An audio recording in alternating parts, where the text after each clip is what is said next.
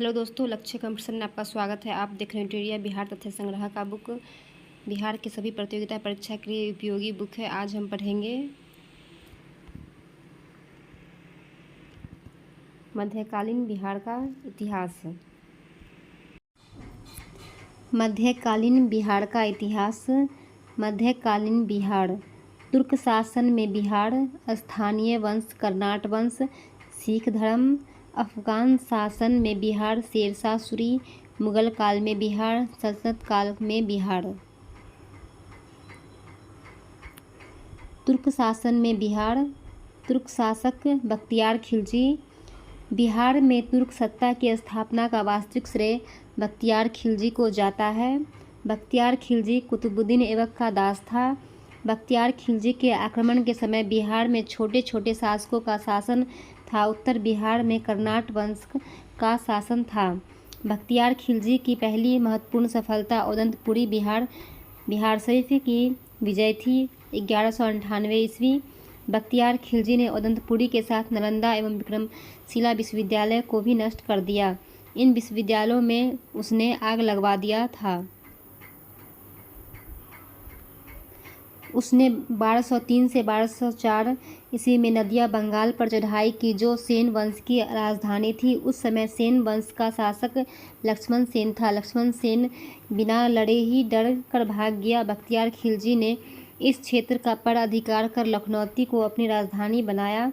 बख्तियार खिलजी की हत्या उसके एक अधिकारी अली मर्दान ने कर दी। उसके शव को बिहार शरीफ में इमादपुर में दफनाया गया।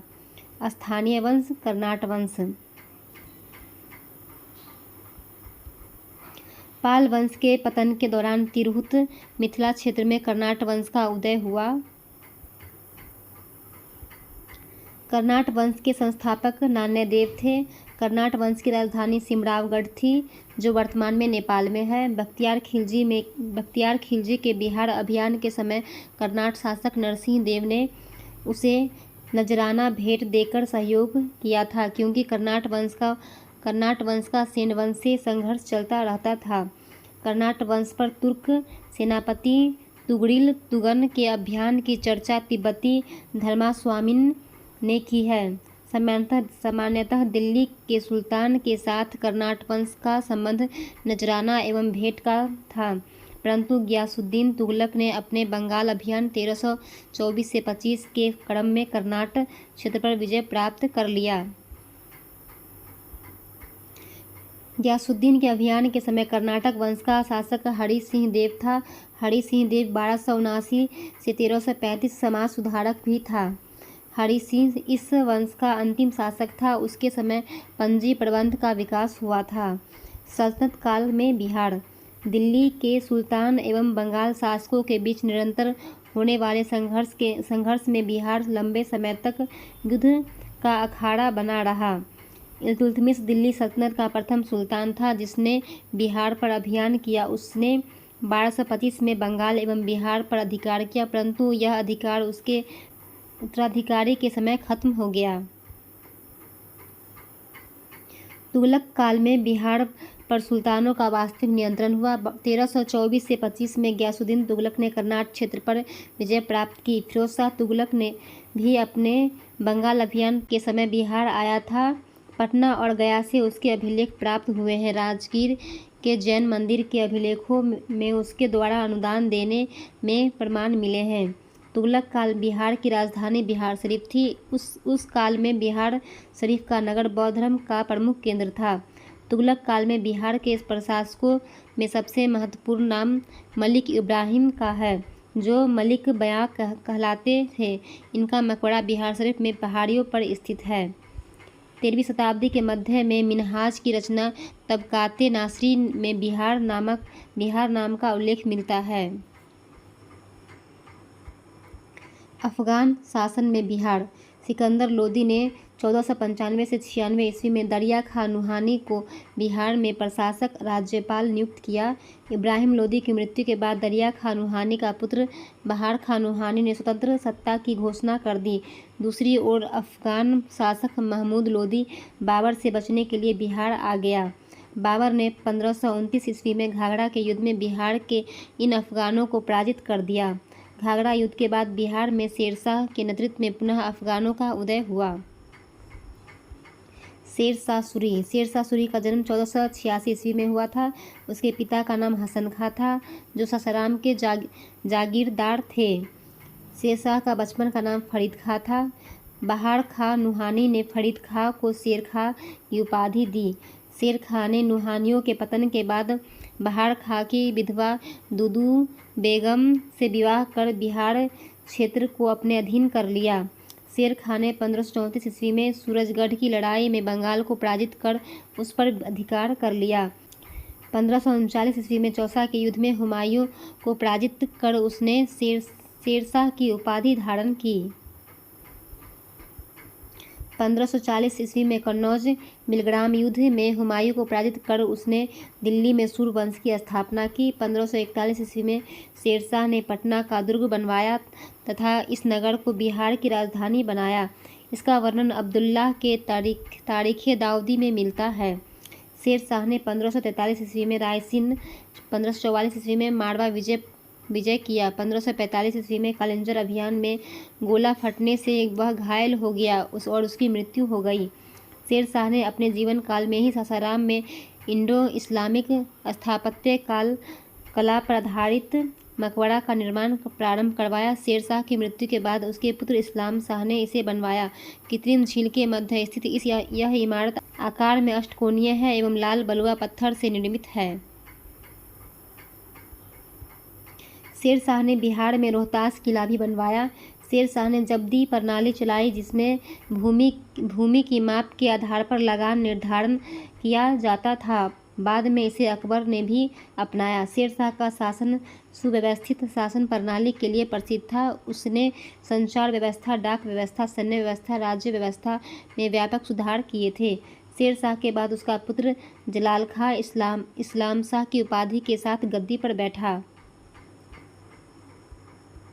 बाद में सूरवंश 3 भागों में बट गया। 1555 ईस्वी में मच्छीवाड़ एवं सरहिंद के युद्ध में हुमायूं ने सिकंदर सूरी को पराजित कर सूरवंश का अंत कर दिया। मुगल काल में बिहार। शेरशाह की मृत्यु के बाद कुछ वर्षों तक सूरवंश की सत्ता बनी रही, लेकिन 1555 से 56 ईस्वी में मुगल राज्य की पुनः स्थापना हो गई। दिल्ली में मुगल राज्य की पुनः स्थापना के समय बिहार में ताज खां करारनी के नेतृत्व में एक अफगान राज्य का गठन हुआ।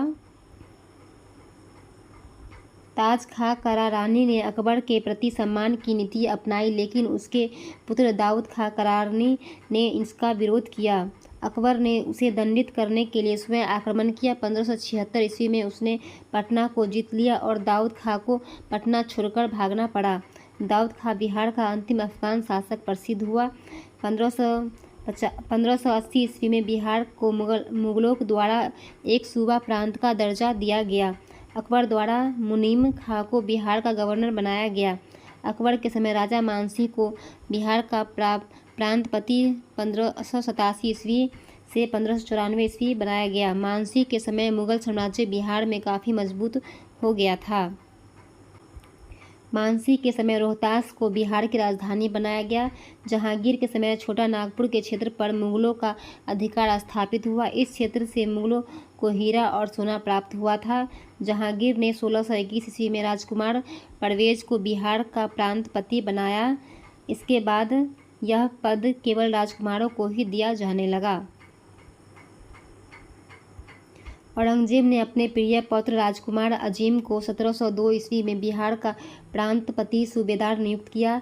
अजीम ने पटना का नाम अजीमाबाद कर उसका सौंदर्यीकरण कराया। उत्तर मुगल काल के शासक फर्रुखसियर ने 1713 ईस्वी में पटना में अपना औपचारिक राज्याभिषेक कराया। वह पहला मुगल सम्राट था जिसका राज्याभिषेक बिहार में हुआ। शाह आलम द्वितीय का भी विविध राज्याभिषेक 1761 ईस्वी में पटना में हुआ था। औरंगजेब की मृत्यु 1707 ईस्वी में के बाद कमज़ोर हो गई सत्ता में बिहार बंगाल का भाग बन गया। मुर्शिद कुली खां 1727 ईस्वी तक बिहार, बंगाल, उड़ीसा का सूबेदार रहा। उसके बाद सरफराज खां नवाब बना। अलीवर्दी खां ने गिरिया के युद्ध 1740 ईस्वी में सरफराज खां को पराजित किया और बंगाल का नवाब बन गया। उसने मुगल सम्राट को 2 करोड़ रुपये देकर अपने पद को अस्थायी बना दिया। 1756 ईस्वी में अलीवर्दी खां की मृत्यु तक बिहार, बंगाल और उड़ीसा क्षेत्र पर उसका प्रत्यक्ष नियंत्रण रहा। सिख धर्म और बिहार। सिख धर्म के संस्थापक गुरु नानक देव थे। उन्होंने बिहार में गया, राजगीर, पटना, मुंगेर, भागलपुर आदि की यात्रा की थी। सिख धर्म के 9वें गुरु श्री तेग बहादुर भी सासाराम गया होते हुए पटना आए थे। यहाँ वे अपनी पत्नी गुजरी देवी को छोड़ गए थे, जो मां बनने वाली थी। यहीं पटना में गुरु गोविंद सिंह का जन्म हुआ। सिख धर्म के 10वें और एवं अंतिम गुरु गोविंद सिंह का जन्म पटना में 26 दिसंबर 1666 ईस्वी को हुआ था। गुरु गोविंद सिंह 1676 ईस्वी में 10वें गुरु बने। 1699 ईस्वी में उन्होंने खालसा पंथ की स्थापना की। तख्त श्री हरि मंदिर पटना साहिब सिख धर्म का प्रमुख तीर्थ स्थल है। इसका निर्माण महाराजा रणजीत सिंह ने करवाया था।